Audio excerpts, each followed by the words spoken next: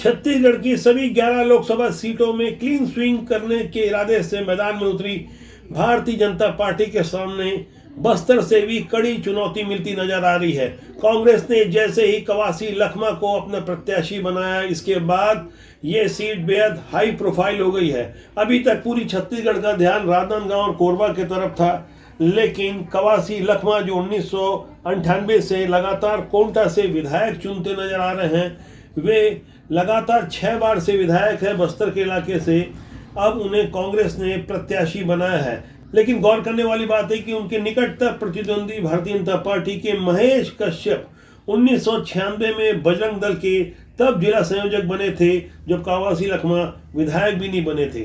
48 साल के महेश कश्यप बजरंग दल और विश्व हिंदू परिषद जैसे हिंदू आदि संगठनों का एक जाना पहचाना चेहरा बने हुए हैं। इस वक्त उनका सीधा मुकाबला कवासी लखमा से होगा, लेकिन टिकट का ऐलान होते ही कवासी लखमा बुरे फंसते नजर आ रहे हैं। उनके विरुद्ध सार्वजनिक रूप से नगद पैसे बांटने की कुछ तस्वीरें सामने आई। उसके बाद निर्वाचन आयोग फौरन हरकत में आया। जगदलपुर के सिटी कोतवाली में कवासी लखमा और कांग्रेस के जिला अध्यक्ष सुशील मौर्य के विरुद्ध मामला मुकदमा दर्ज किया गया है, जिनके विरुद्ध लोक प्रतिनिधित्व अधिनियम 1951 की धारा 123 और आईपीसी की धारा 171B, 171G, 171E और 188 के अंतर्गत मामला मुकदमा दर्ज किया गया है। ये ऐसी गंभीर धारा है जिससे कवासी लखमा चुनाव लड़ने के अयोग्य भी ठहराए जा सकते हैं।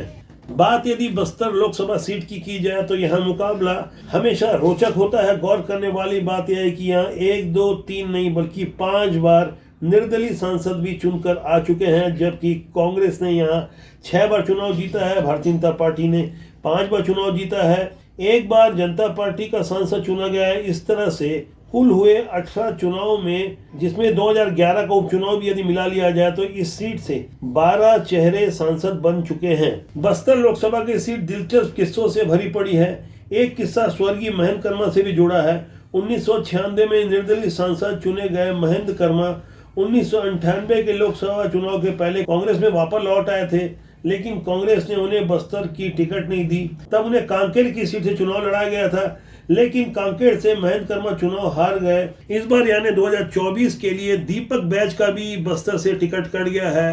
अब ऐसी संभावना जताई जा रही कि उन्हें कांकेर से टिकट देकर संतुष्ट किया जा सकता है।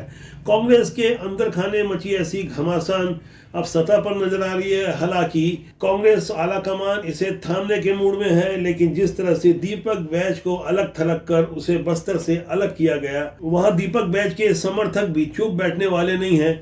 ऐसे में कवासी लखमा के लिए बस्तर से परेशानी खड़ी हो सकती है। वहीं भारतीय जनता पार्टी एक लंबी रणनीति के साथ बस्तर का किला इस बार फतह करना चाहेगी। महेश कश्यप जैसे अपेक्षाकृत एक युवा प्रत्याशी को मैदान में उतारकर भारतीय जनता पार्टी ने अपने इरादे साफ कर दिए हैं। महेश कश्यप पहली बार चुनाव लड़ रहे हैं। हालांकि संगठन के विभिन्न पदों पर काम करते रहे हैं, एक बड़ा हिंदूवादी चेहरा है और साथ में उन्हें मोदी लहर और राममय वातावरण का साफ तौर पर बस्तर के इलाकों में फायदा मिलता नजर आ रहा है। यह मुकाबला इसलिए भी दिलचस्प है क्योंकि कवासी लखमा के ऊपर आरोप लगते रहे कि वो परोक्ष रूप से ईसाई मिशनरियों का साथ देते रहे हैं। कई बार वो कह चुके हैं कि आदिवासी हिंदू नहीं है। इस तरह के आपत्तिजनक बयान देने वाले कवासी लखमा के ठीक विपरीत विचारधारा के महेश कश्यप न केवल आदिवासियों को हिंदू मानते हैं, बल्कि आदिवासियों को हिंदुत्व की मुख्य धारा में जोड़ने के लिए वो लगातार काम करते रहे हैं। जिस तरह से बस्तर के इलाकों में हिंदूवादी संगठन सक्रिय हुए हैं, इससे मौजूदा हालात में महेश कश्यप का पलड़ा भारी पड़ता नजर आ रहा है। कांग्रेस ने जिन हालातों में कवासी लखमा को बस्तर से टिकट दिया है, उनकी असल लड़ाई तो 19 अप्रैल को देखने में मिलेगी, जब लोकसभा के प्रथम चरण का चुनाव होगा। लेकिन उससे पहले 27 मार्च यानी नामांकन की आखिरी तारीख को एक बड़ी रैली निकाली जा सकती है। इस रैली में भारतीय जनता पार्टी के कई बड़े दिग्गज मौजूद रहेंगे।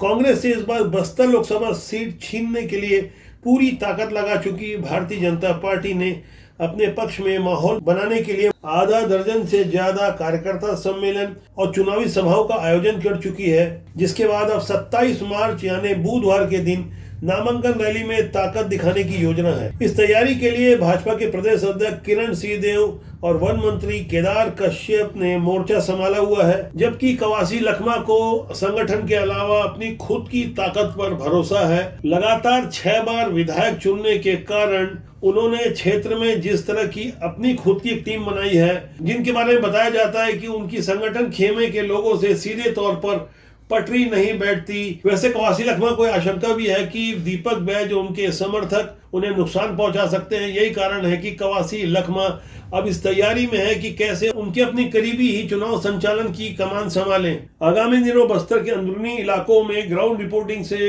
राष्ट्रबोध की टीम आपको ढेर सारी ऐसी जानकारी देगी जिसे जानना समझना आपके लिए बहुत जरूरी है। राष्ट्रबोध के साथ लगातार बने रहें, सब्सक्राइब करना न भूलें। Election desk, राष्ट्रबोध।